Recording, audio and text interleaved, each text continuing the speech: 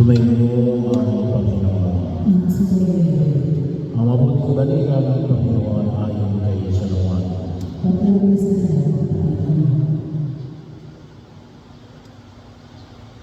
Noong panahon yun, marami sa mga alagad ni Jesus ay nagsabi, mabigat na pananalita ito.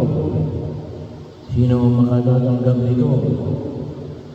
Alam na ni Jesus na nagbubulong-bulungan ang kanyang mga alagad tungkol dito.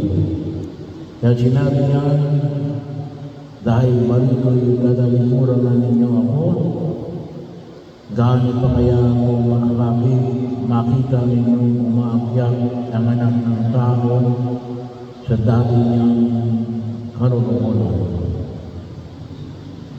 Ang Espiritu ang nagbibigay buhay. Hindi ito magagawa ng laman. Ang mga salitang sinabi ko sa inyo ay Espiritu at buhay. Ngunit may ilan sa inyong hindi nananalig sa akin. Sapagkat nag-asas ni Jesus buhat panungunan kung sino-sino hindi nananalig sa Kanya.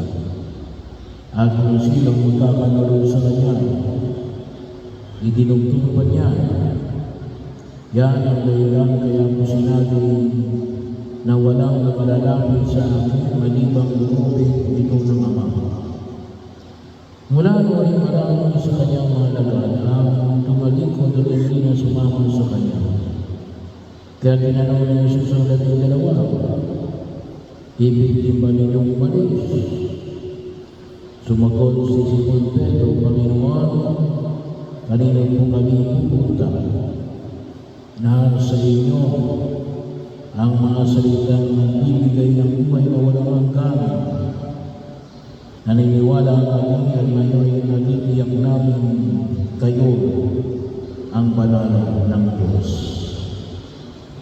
Ang mabuting balita ng Panginoon.